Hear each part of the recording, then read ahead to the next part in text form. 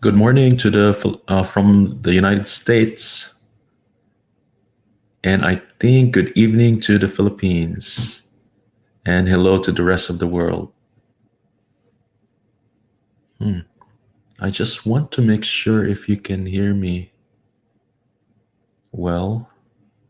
So if you can hear me, can you please say or type on your screen, "Hello world"?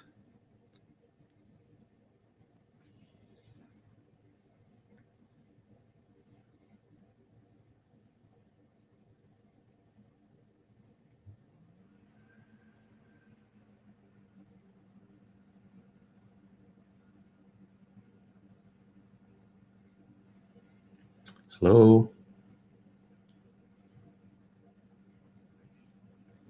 Let me check. Because right now I'm connected to an external microphone just to check.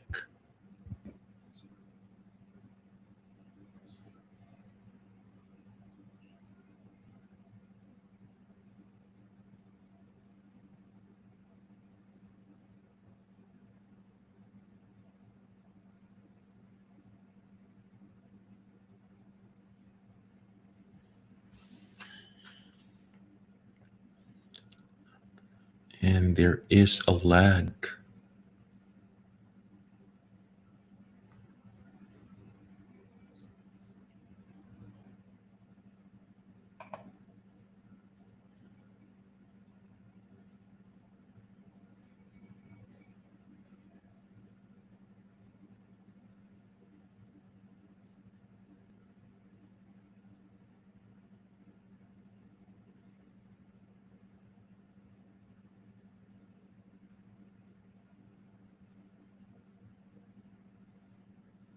Hmm.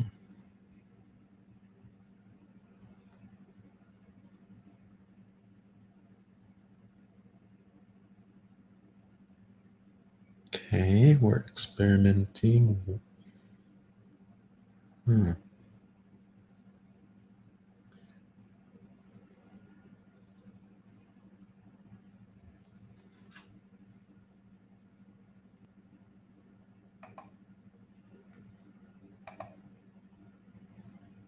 Hello.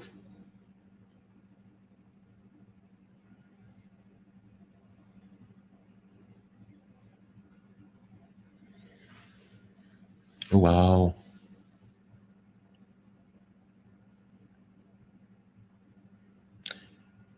Okay, thank you.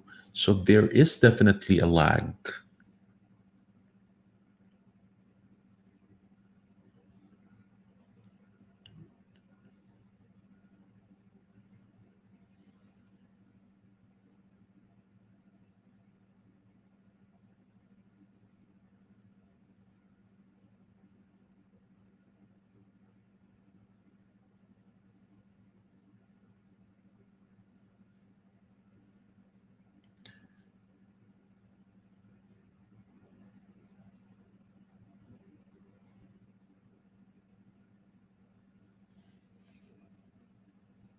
Okay.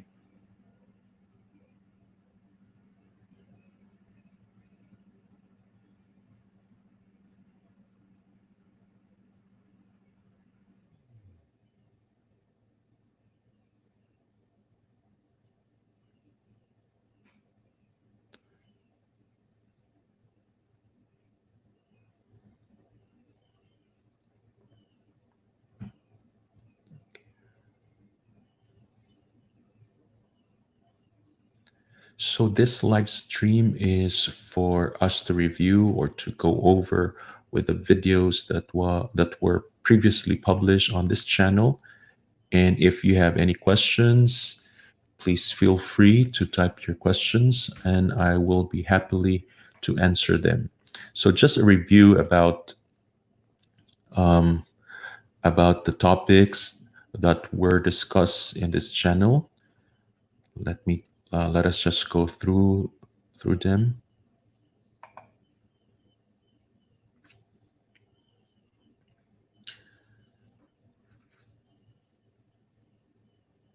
So Again, welcome to this live stream.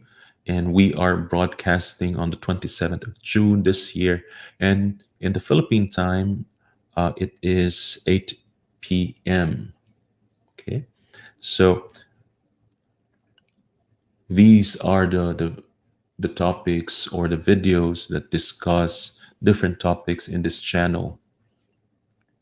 So we have, of course, I hope you still remember, this is, I think, my first video entitled Proactive Ways to Do During the Suspension of the J1 Visa Application.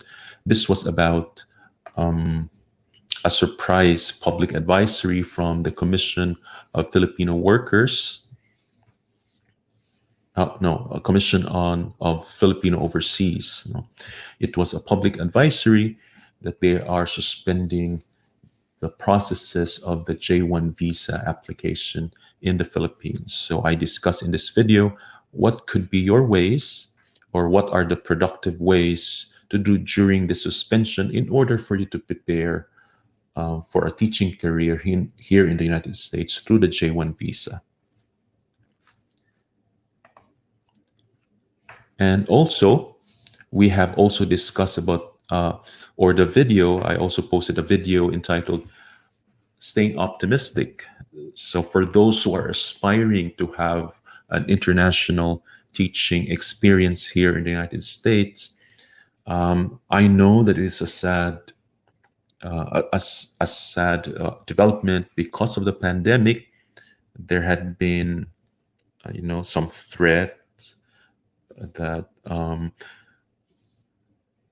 about our aspiration of coming here in the United States to teach. But again, I posted this video on the context that there had been a development on the side of the Philippine government. It was an update that we heard about through also the J1 visa participants themselves, and also some overseas Filipino workers abroad. So what happened was, after I posted the video on proactive ways during the suspension of the J1 visa application, apparently the CFO, as I have heard from friends, they have actually put down, they brought down the public advisory. And what happened next is that they pass out surveys to overseas Filipino workers about their situation abroad. So in this video, Staying Optimistic, really, we were hoping that there will be a lifting of the ban or the moratorium of the J1 visa application. And I have suggested there some ways, again, how can you prepare yourself, until these lifting of the moratorium will happen. So while waiting, there are still ways that you can do in order to prepare yourself for what's to come. Okay. And also, there was a video that I have posted. You see, well, this is one of the later videos. I consider really coming here in the United States as a blessing. But the sad story is, some of the overseas Filipino workers, or maybe those of different nationalities or ethnicities, they work abroad, but it's so sad to hear stories that though we have sacrificed a lot of our time and effort in order to work here, to do really hard work here, and when we go back to our home country, we don't have enough savings to retire.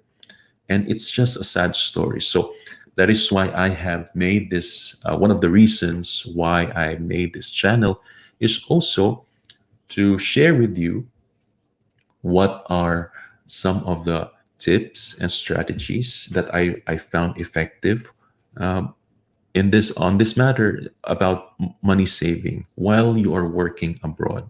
So I hope this video entitled Most Doable Money Saving Strategy and Formula would really help you in how you would manage your money and save while you work. And mind you, those are hard-earned money.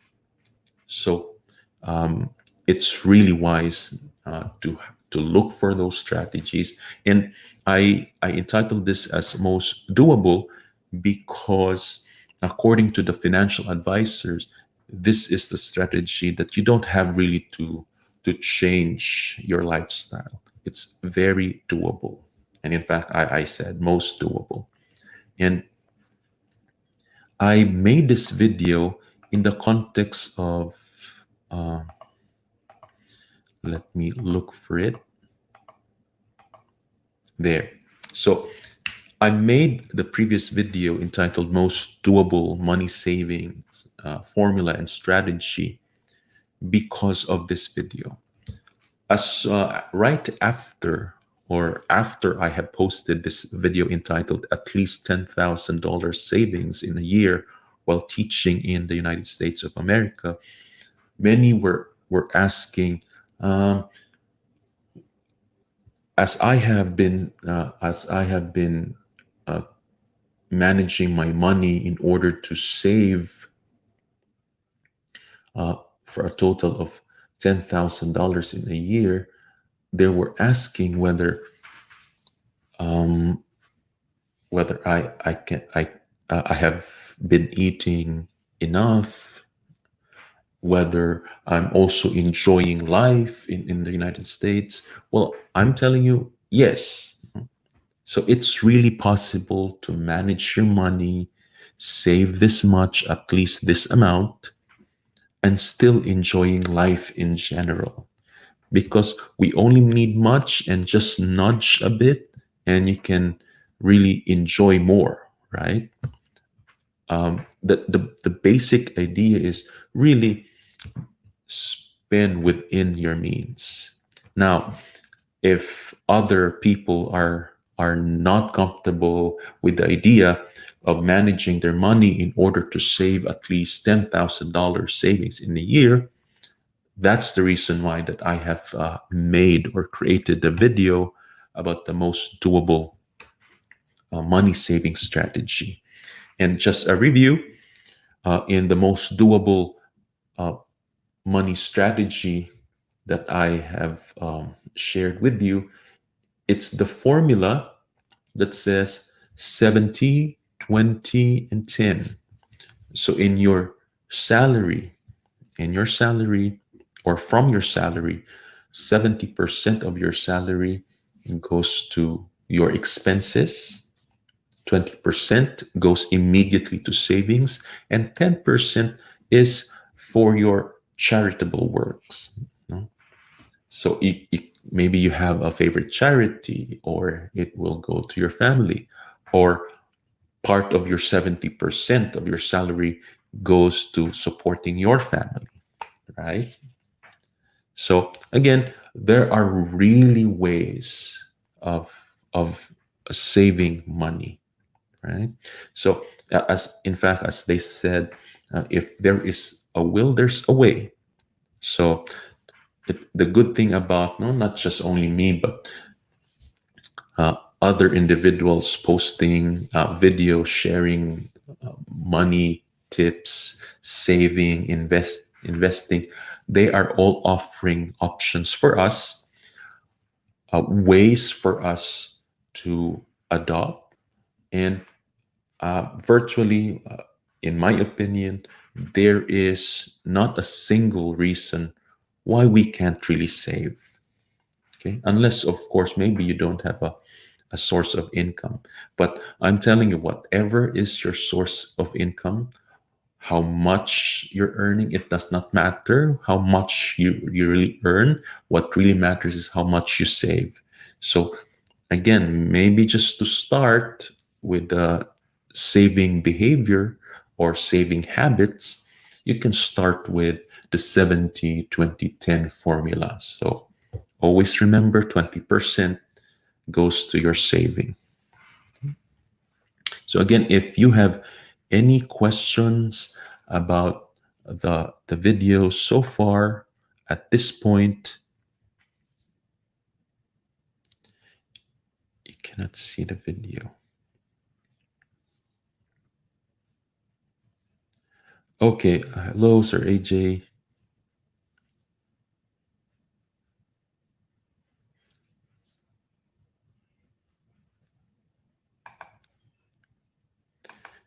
And after that one, I had a live stream interview with Patrick Alinsunurin, who himself is an H1B visa holder. And right now he's enjoying his stay, his career in the United States.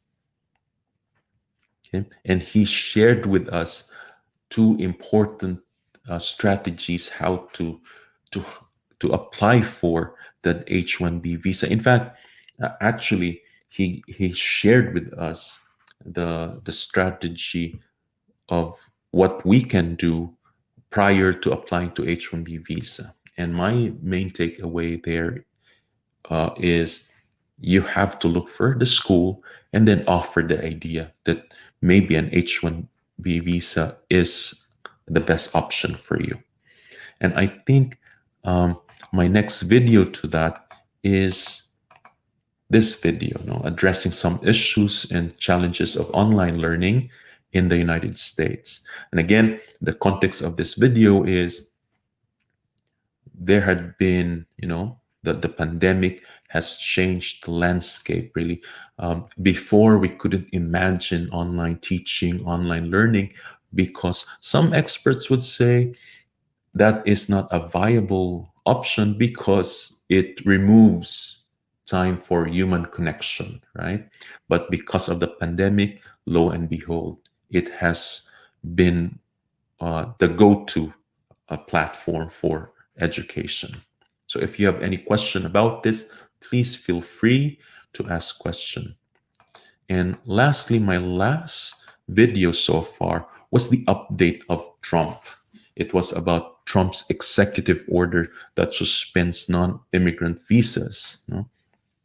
And there had been, I have shared a lot of articles, and I also shared a video clip of Dr. Michio Kaku presenting his own argument that this is not a good move, maybe not a right move, because in fact, the one of the arguments that I've heard, the success of this country, the United States, was also brought about immigrants, and it's the immigration one of the reason why this country has become uh, as far as how we know it now.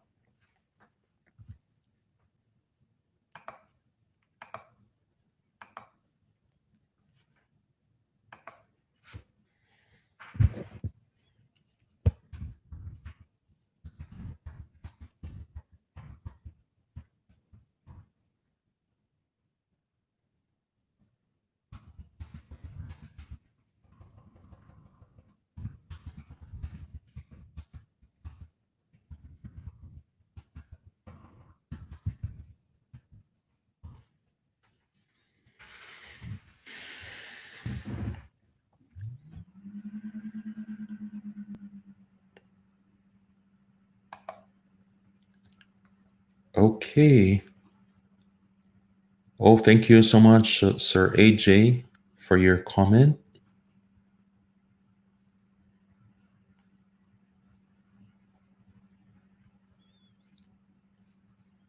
Yeah, he was saying, okay. Yeah, I was just showing the pictures of the videos that I have posted so far. Thank you, sir.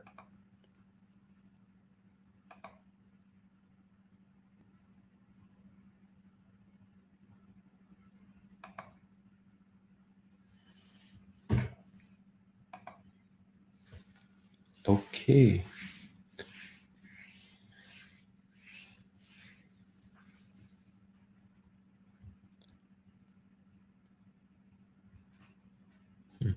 Well, I would like to ask our viewers if you have any suggestion how many times or how many videos per week should I publish, and you can please write your comment, your message on the comment section. I will be happy to receive your suggestion as to how many times I would, or the frequency of publishing videos. Mhm.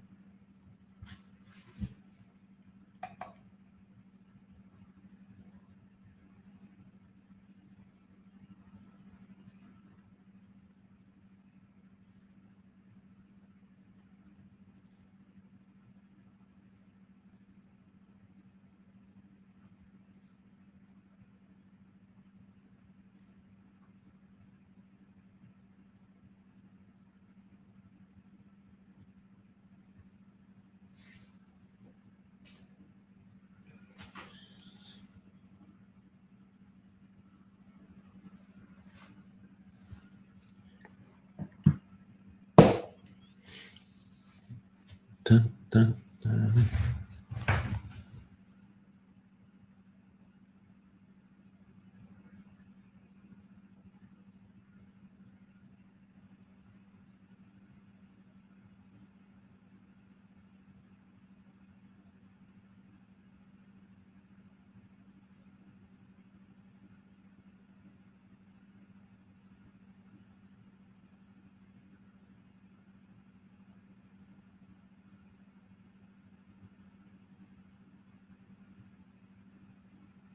Hmm.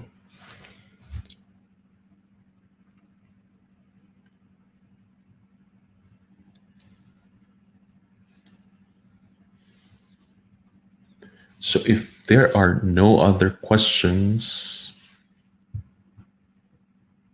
yeah, okay. I thank you for your comment. Good. I ask whether you can hear me because I'm using a new external mic, and I hope it's a better sounding.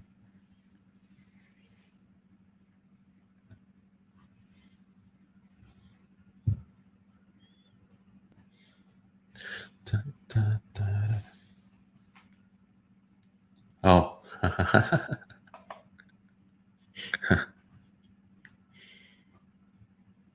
it's fine, sir. For as long as you have a question.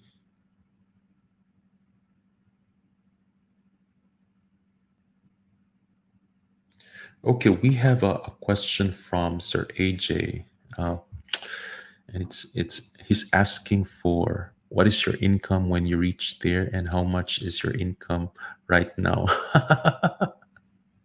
So, Sir AJ, when I was a teacher, um, so I don't remember though, but what I can say is it's compared to what I was earning. By the way, I used to teach in the Ateneo de Manila University. If I'm not mistaken, almost 8 times. Almost 8 times. So what I earned from the Ateneo de Manila multiplied by 8, that's the amount that I have earned from when I was teaching. And I said was teaching because right now I'm a full-time student. I'm a PhD student now in the United States. And this is also maybe a good idea for those who are aspiring to teach here. Um, for example, if you got a J1 visa, it's really possible for you to convert it into J1, from J1 to F1. F1 is a student visa. But the thing is, in if you used to be a J1 visa and you are subject to the 2-year residency requirement, and then you applied for the F1 visa to be a student, to be an international student, they say that while you are a student, your 2-year residency requirement will not still be served. So, ang ibig sabihin po nun, so even if after J1 visa, you naging F1 ka, international student, and then you stayed here maybe 5 years to complete your PhD or 2 years to complete your master's, their regulation would say, no, you have not served the 2-year residency requirement. So right after you finish your PhD, you have again to go back to your home country in order to serve the 2-year residency. Thank you, Sir AJ, for your question. And another question from Sir AJ. So are you savings per month increase as years? Oh, um,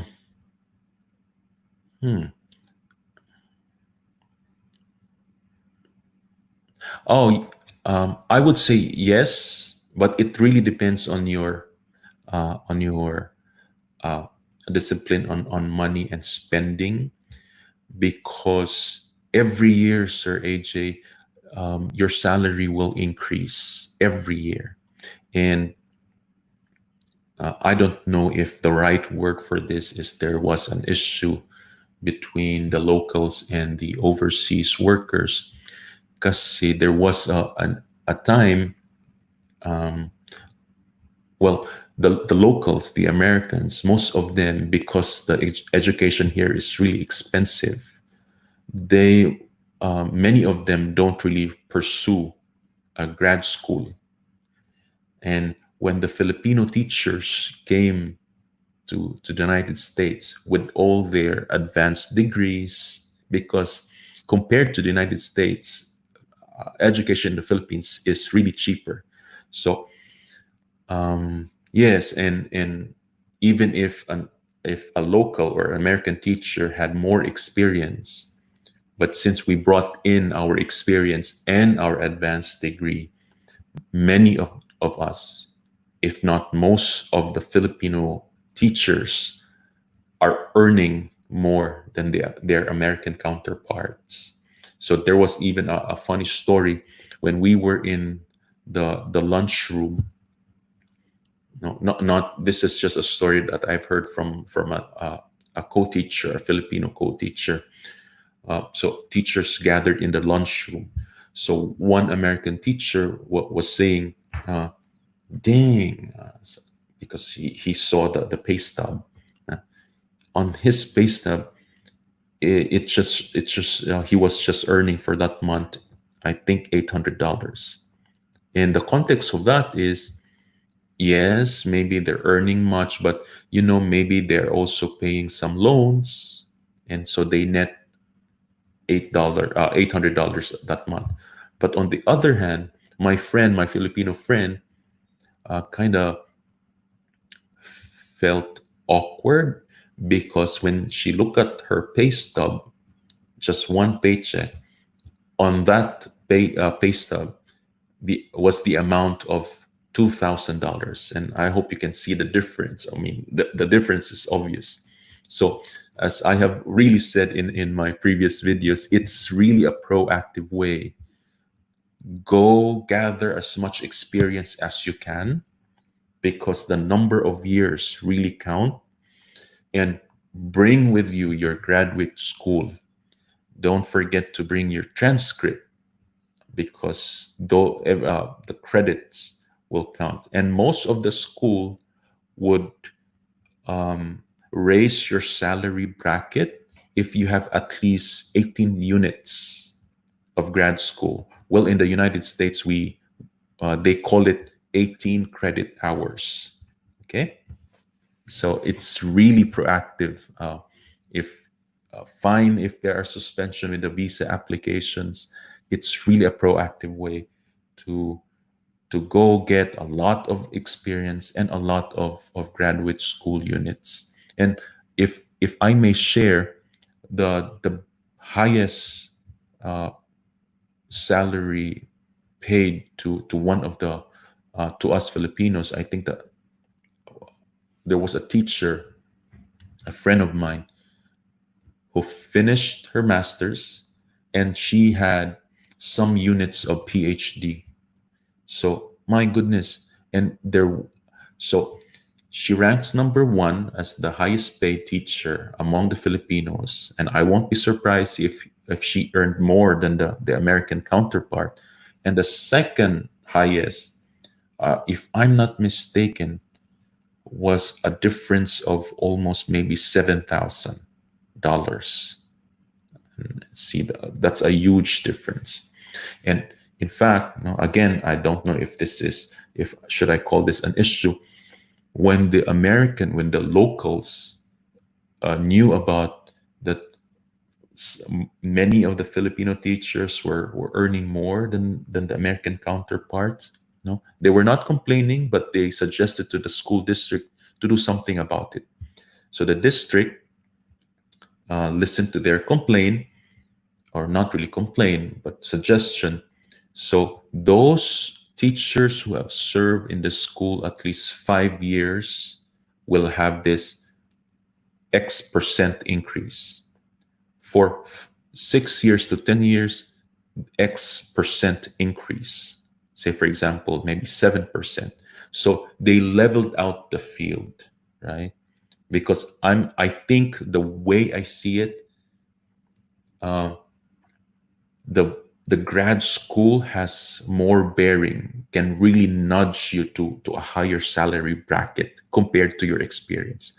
But the thing is, when Filipinos came in to the school districts, they brought in both uh, years of experience and grad school, and it made a huge difference in our salary, and a huge salary gap between Filipinos and the locals.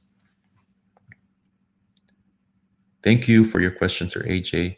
Another question is, so you are studying right now, so your visa right now is F visa. So, oh, so in my case, Sir AJ, thank you again for your question. In my case, yes, I'm studying right now. I'm doing a PhD, uh, a, a program called Research, Evaluation, Statistics, and Assessment.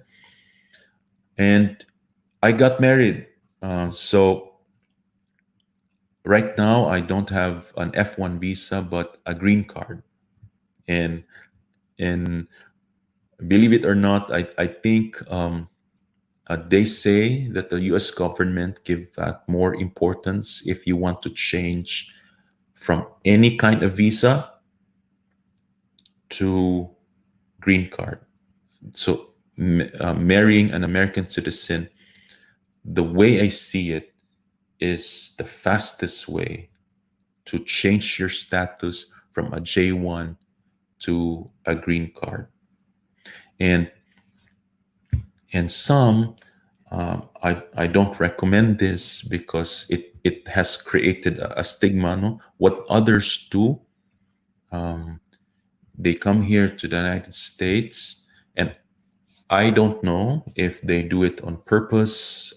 Uh, so they brought here their family, and then they just have they got pregnant in the United States, and I think that's the second uh, fastest way to change your status from a J1 to H1 and then green card.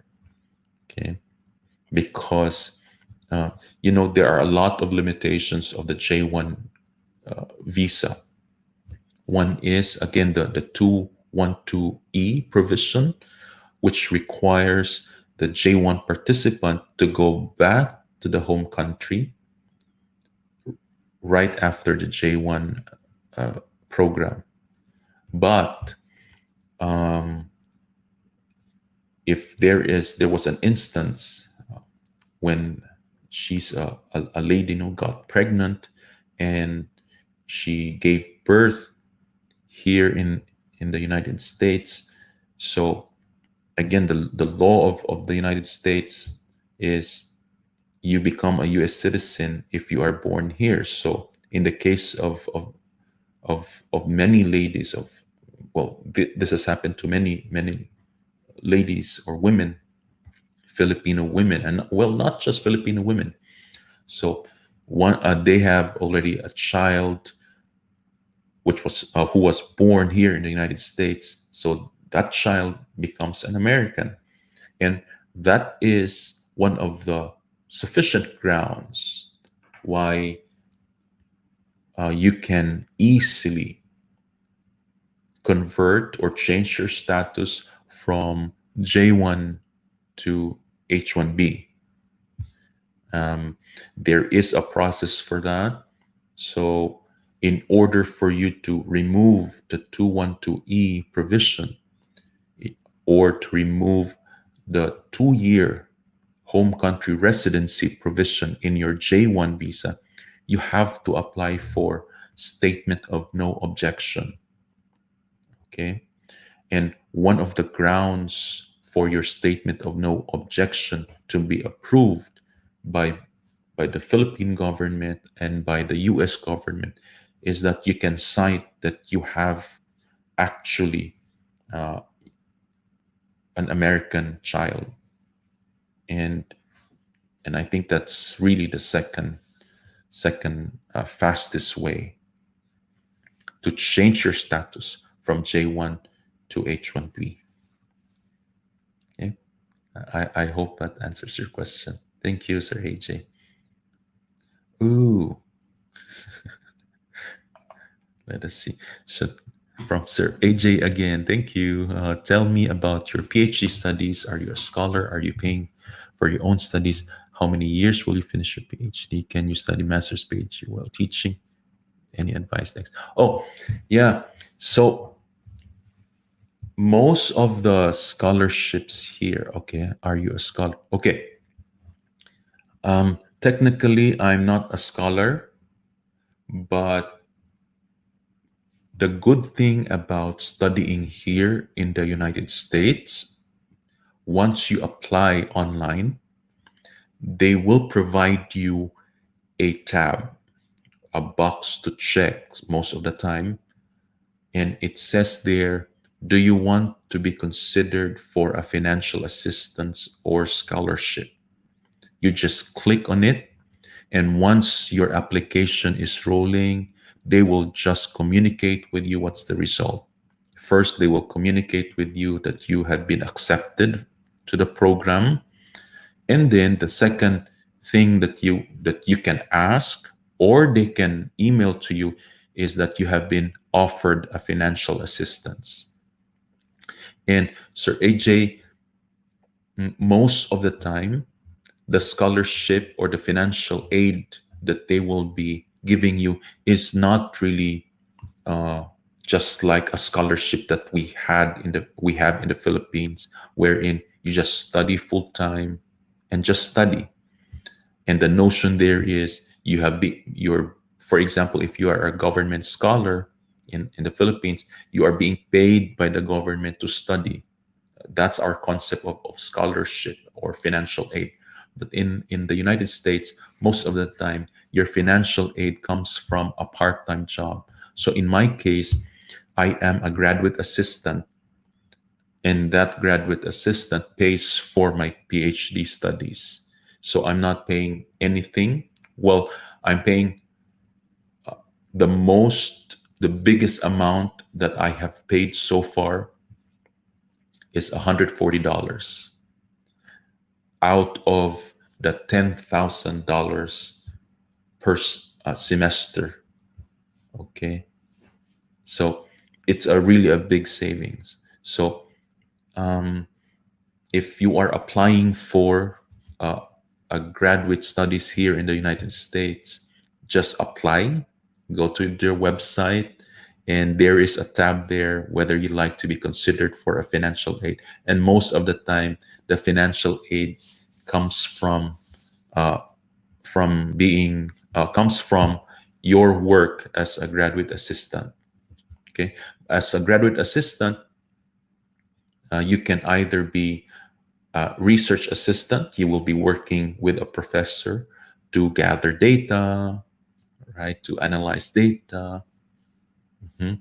or you can be a teaching assistant, right?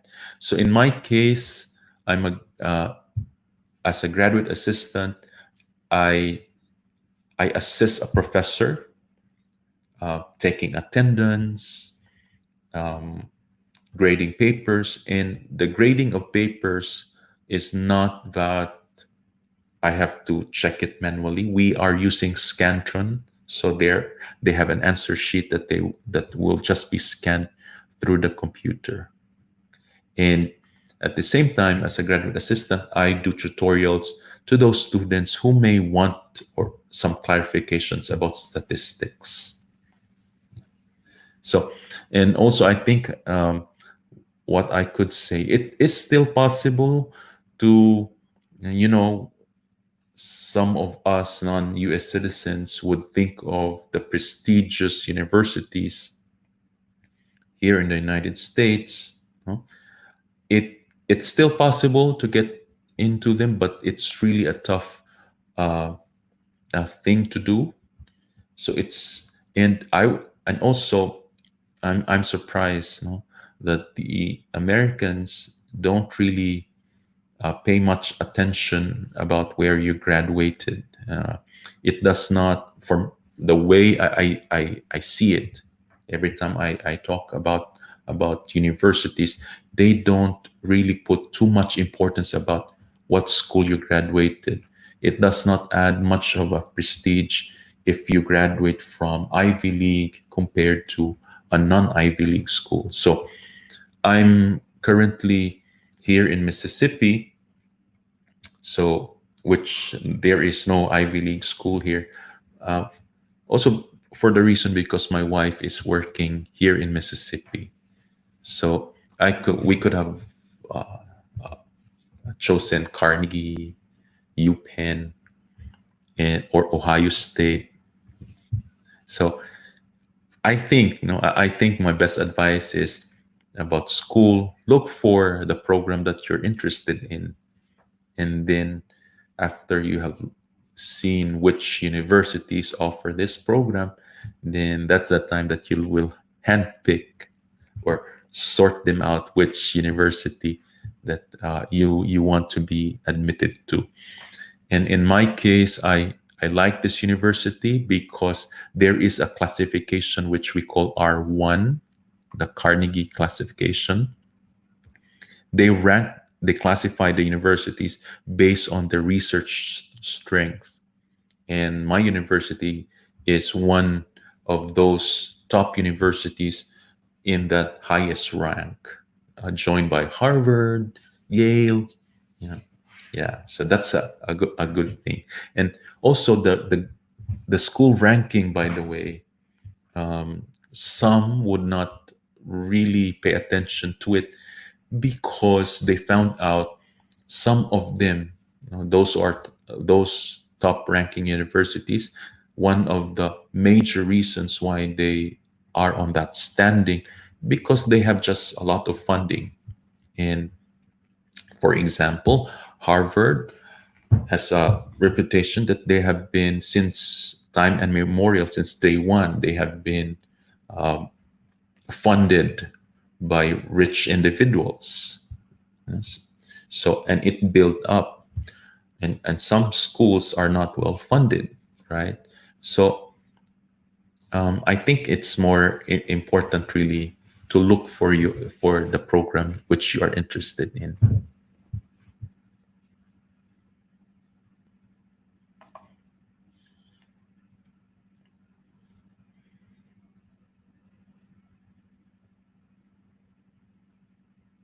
Okay.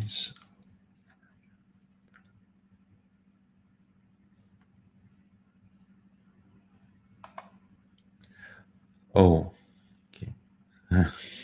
So for the meantime, you are not earning. Do you have a sideline while studying your PhD? So part of the financial aid, you will be given a stipend. Okay. And I don't have a sideline, but it's allowed. and you have, if you're, I think you're really interested really to apply for a grad school here in the United States. If you have really time, and I would really suggest to give time to research for your program.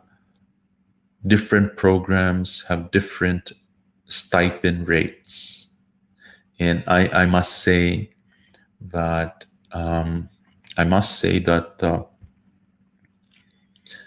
the sciences give higher stipends, right?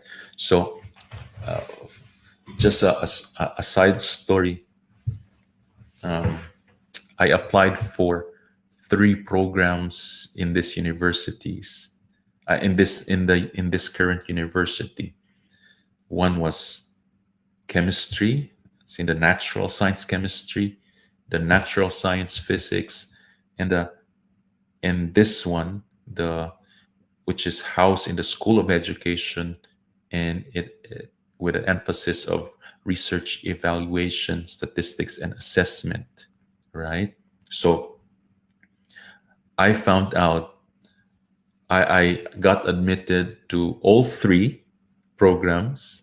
I've seen the stipend of chemistry, and I can say, and I will tell you this, the stipend offered by the PhD chemistry program is twice as big as what I'm receiving in my current program. So I think the natural sciences school or department or the programs will definitely offer bigger stipend. And I don't know if this is true for all circumstances. What I know though, the danger of of the taking the natural sciences PhD program is they heavily rely on funding from external source. So what happened is, once you got admitted to, say for example, PhD in chemistry program, and they give you a stipend, the stipend was possible because the professor that whom you will be working with had actually applied for an external funding. So when and they call it grants. Say for example, one of the grant giving institutions, Bill and Melinda Gates Foundation, for example. So Professor X, for example, applied for a grant because he has he's working on a research about creating, for example, an energy generator, so for example, or power generator.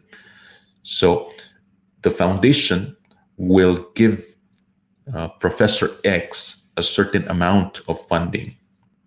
And part of that funding, Professor X has to specify where the money goes. And he has to allocate some amount to pay for the graduate assistant. Okay. Now, the problem there is, and I have heard this horror stories from some of my friends. The problem is, what if the funding will deplete, will become zero, but you have not finished your PhD program yet? So I have heard one, he had to look and to apply to another university just to continue his studies. That's one. And number two, a second threat also of having the natural sciences as your program, and this is just, maybe it's not true to everyone. I have one friend, she did not continue the PhD program in the pure chemistry, the natural science of chemistry, because she was working with a professor who is working on a field that was dying, right? So So she was working on her master's degree at first, and then when she realized that her professor was working on a dying field,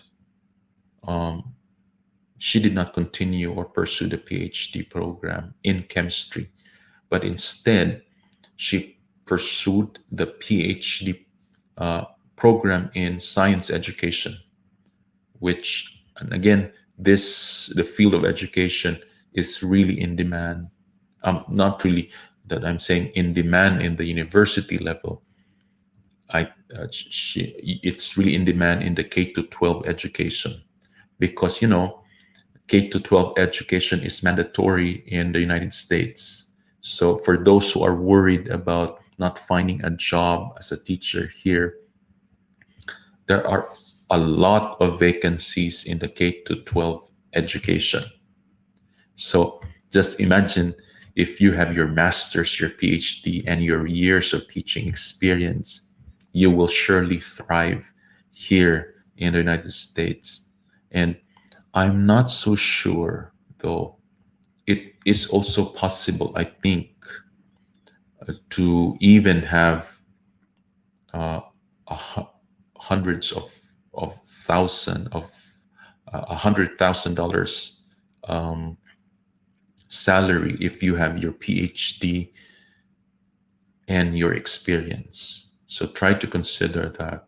And just a word of warning, it's a tough competition if you will try to apply for a position in a university.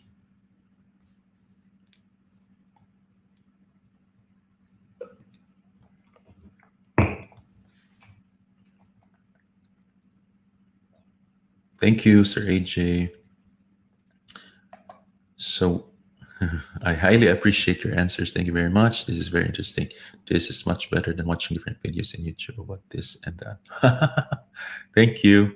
So maybe you can, I will create a video to summarize or to summarize my tips and suggestions. Yeah. Okay. How to apply maybe. Hello, Patrick. Thank you so much for dropping by. and and I think Patrick can also share with us. Um, I don't know if it's okay. So to share this is his success with the grad school. Maybe Patrick will just give us a thumbs up if it's okay to share it with us. Sir AJ, good question. Are there any loans for masters slash PhD studies? There are, Sir AJ, but I don't recommend that because the the tuition fees here in the United States, it's really high. And what's this? One of the reasons why the locals here are kind of struggling financially because of high student loan. So really, if having a scholarship is not possible, I would advise you just to take the graduate assistantship, as I have explained, work part-time in the university. I think that is a better way to go. So no loans. Many are struggling of because of student loans. Oh, yeah, we a good point from Patrick. Student loans are only for citizens. Yes, that one too. Yeah, that's right. FAFSA, I think. Federal loans. Yeah. So I think yeah, you cannot avail of the student loans because that is only for citizens. Siyempre, maybe it's a good sign, Sir AJ, that I did not think about this answer. Maybe it's a good sign that I was thinking about you that by that time, maybe you're already a citizen. So we have a response from Patrick. Sure. So Sir AJ, about Patrick, he is a scholar uh, uh, in the Arizona State University. If I'm not mistaken, Arizona State University is already in the top 50 universities in the world. So I think what happened is it's a scholarship given to public school teachers. Okay, and that's the good thing. Universities do recognize that public school teachers are not getting paid that much, so they're offering a lot of scholarships, and you have just need to grab them. So it may not be applicable. I mean, when I said that some universities or a lot of universities are thinking about teachers are not paid as much as other professions, I'm thinking about in a nationwide scope.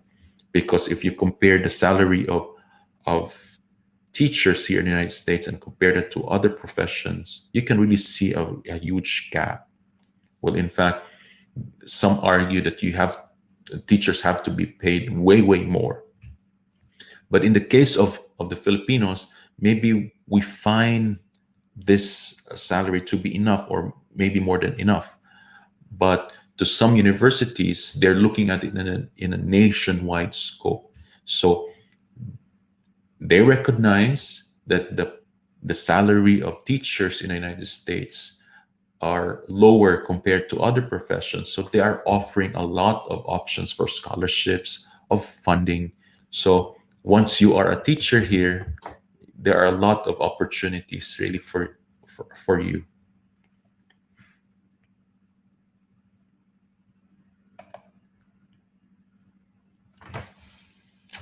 Yep. So I think that was answered by Patrick. He is under the scholarship of the Arizona State University.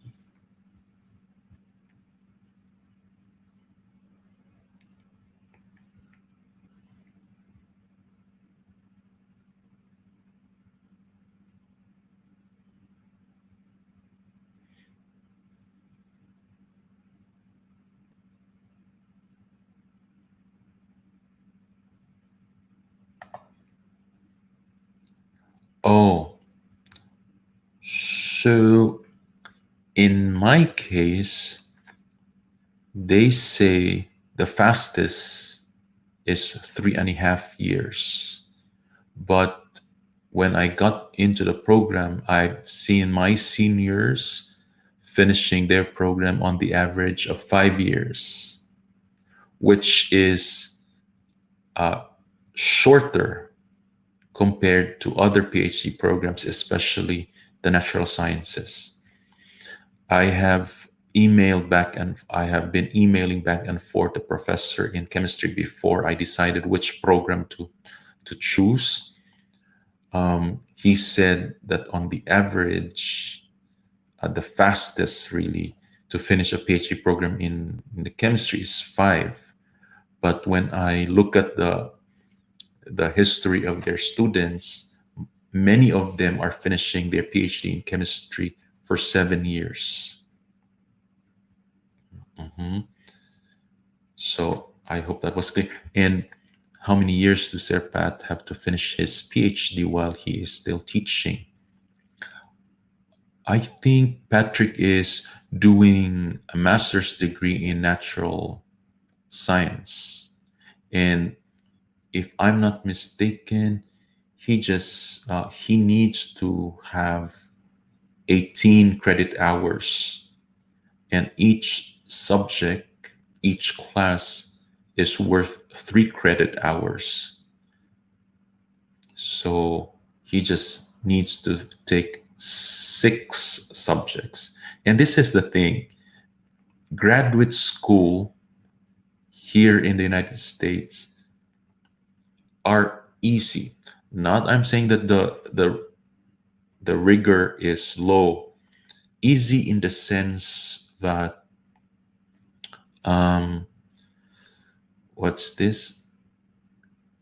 Mm, how do I say this? Easy in the sense that, well, easy opposite to difficult.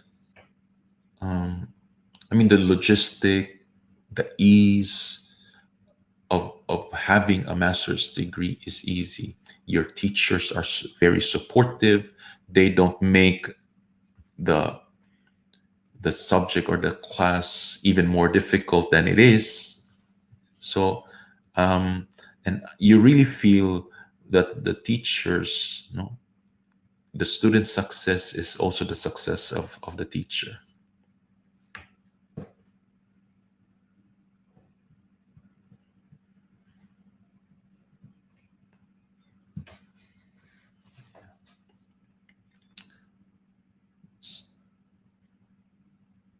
Yeah, his what's this?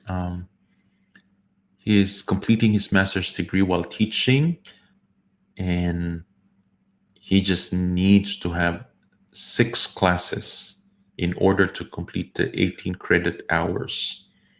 So I'm not sure if how what's his study plan, but what I know, he's taking one subject at a time, especially now during summer. And um, and in his case, the school is paying 100% of this one class. Okay, because the scholarship is giving him X amount of funding, and that is the funding suffices the fee of the class that he's taking right now.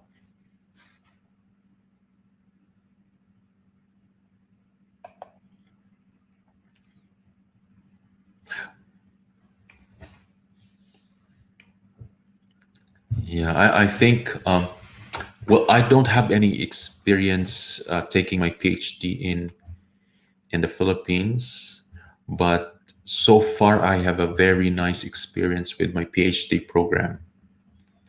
And again, really, uh, their culture here is that you are the responsibility of the professor, and more so, I've heard stories of the PhD programs in Europe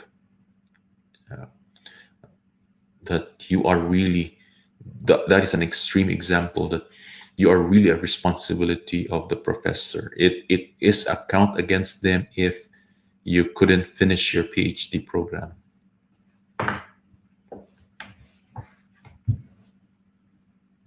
So maybe, and I'm not so sure. I will not say something about the PhD programs in the Philippines, uh, um, because number one, I don't have an experience, though I've heard some things about the way you have to treat, I think, your professors in order to gain favors about making what's this your task easy. I don't I don't know. It's just a hearsay. So, but so far it's a nice experience here of doing a PhD class. Thank you for your question, Sir AJ.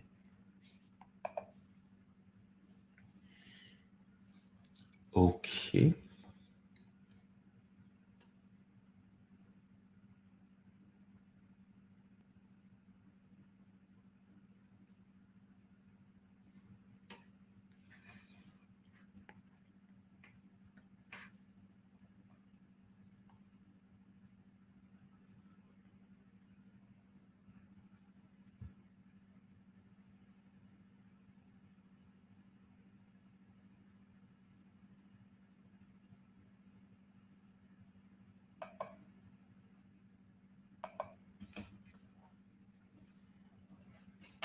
Thank you so much for your questions.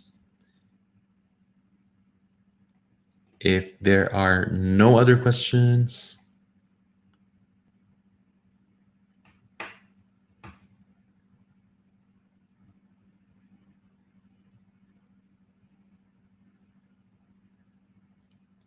oh,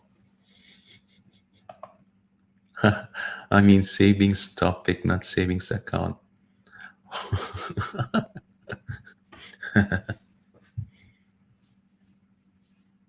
Yeah, sir. I if I remember your question right, yes, you can really save here. But again, since we don't have much of student loan, we don't have. Well, maybe the first year that you will be here, you might have some loans because you need to pay some fees in your visa with your visa application. But that's it. That's all it. I think that's the only amount of money that you owe to someone else, right? But with your salary here in the United States, you can actually earn.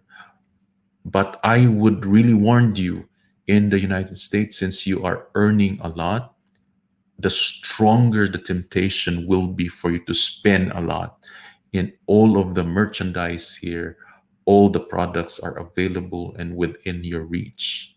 Even those high-end brands, Coach, Tommy Hilfiger, Calvin Klein, especially in Arizona or in New York, my goodness, you can spend your money. You have a lot of money, and it will really tempt you to spend a lot. But if you just discipline yourself, you have a lot of savings at the end of the year. And yeah, maybe you have to also to plan to think about your future.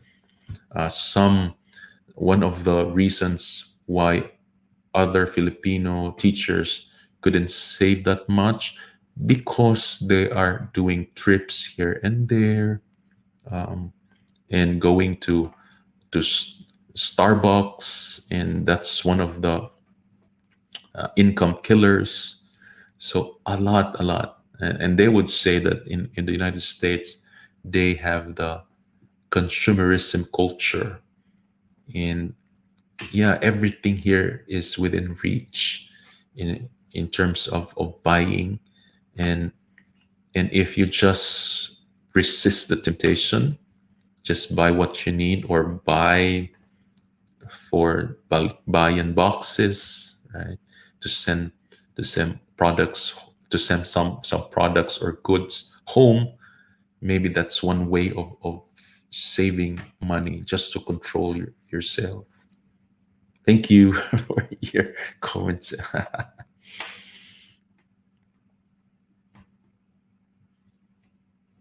Okay, thank you so much. I think this is the last question from Sir AJ. Thank you so much, sir, for interacting. And for everyone, so I have created this channel really to prepare, to help you prepare in whatever endeavors or plans that you may have, may it be coming here in the United States, whether about your career, whether about money topics. This is what the channel is for. I will be sharing things that are effective, or that have a positive impact in my life. So, in order to maybe add value to your life, that is the reason why I created this channel. So, if you have any question, if you have any suggestion on what topic that I should be creating, please leave your comment below, and we will have one last comment from Sir AJ. Oh, I'm not into that. To save and invest. Yes, sir. Good. Work hard. Uh, Yes, that's right, sir. And I'm thinking to finish my master's studies by the time I will be there. Yes, sir. That's really a very good idea. Please finish your master's. And if I may ask, sir, how many years have you been teaching?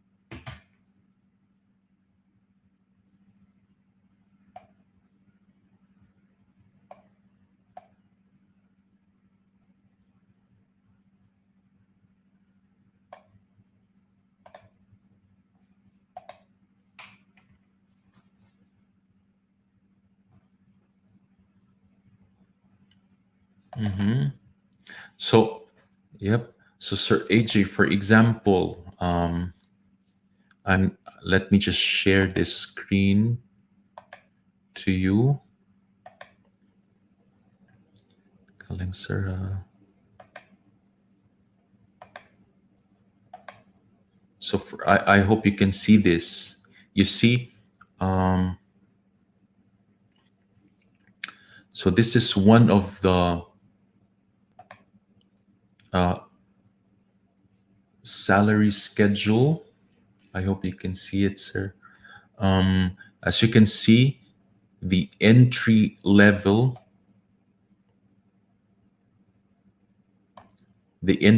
for example, this is with zero experience but with a bachelor's degree. This is the salary for a year, $36,000 more or less. Oh well, more than $36,000. So this is an annual salary, sir. And for example, if we have 36,000 and $1 is equivalent to 50 pesos. Let us see. So in a year with 36,000, you without maybe an experience, but with just a bachelor's degree, your salary in Philippine peso is 1.8 million. Right? Now, if you look at this column here, as you can see, this is entry level, zero experience, but with a master's degree, you have 38,000. So let us see. Excuse me. So that is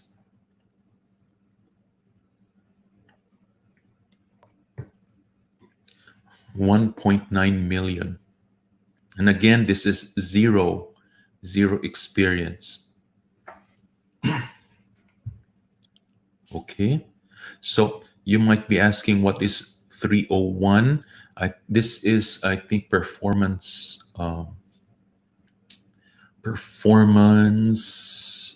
pay, I think.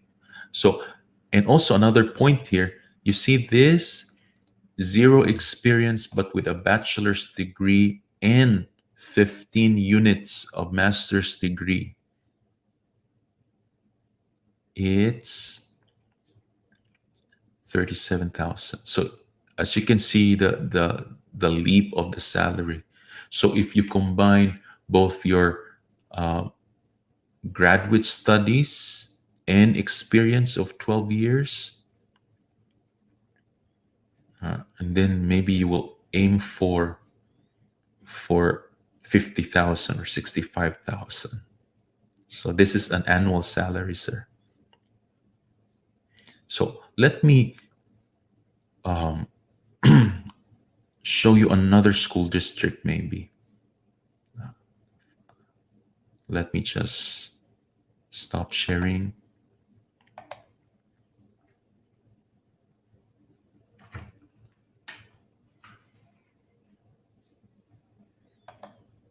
So is that for Arizona? Is that applicable for? No, sir. That was just one school district. So let me show you another school district. I think. Let me check. And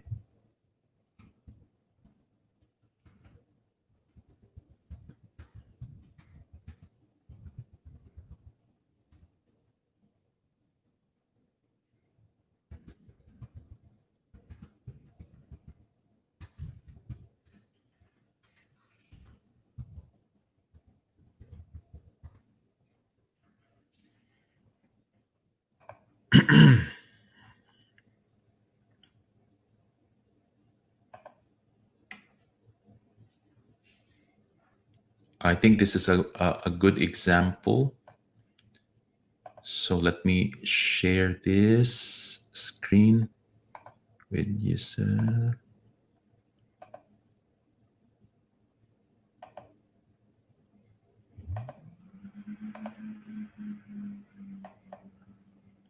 So this one is from another school district. As you can see, sir, see, you can see the step one. I mean, the step, these are the number of years. So, for example, in your case, maybe you are, yeah, I think you shared that you had 12 years of experience. If, for example, you have only a bachelor's degree, look at your salary. Okay. And look at your salary if you only have a bachelor's degree without any years of experience, with zero number of years of experience, 40,000. And look at the leap of it from 40,000, it it's it's 47,000, right? So I hope you can see this. Okay. Now, if you have a master's degree with 12 years of experience, look at the difference. With master's degree and 12 years of experience, you will have 51,000. With 51,000, salary, you will have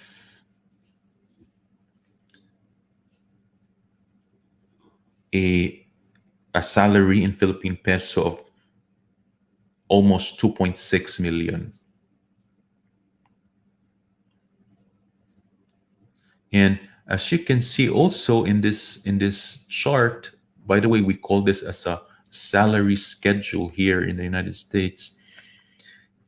Even if you don't have a master's degree, for as long as, for example, you have a bachelor's degree plus 36 credit hours or units of master's degree and 12 years of experience, you still have a salary that is equal to $51,000 a year.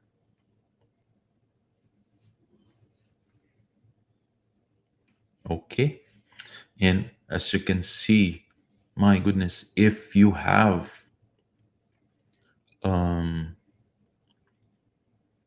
a doctor's degree, right? A doctor's degree with this one, I'm not so sure why this is blank. Maybe they're not hiring a PhD with zero experience. But as you can see, if you have at least 10 years of teaching experience plus a doctorate degree, you can start with a $58,000 salary.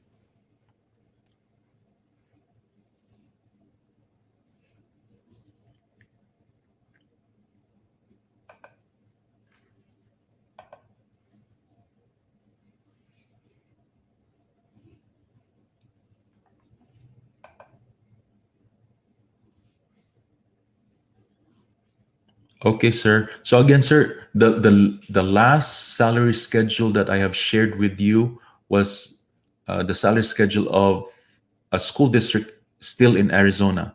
So, with your question, is that applicable for states? For all states? No, it's not.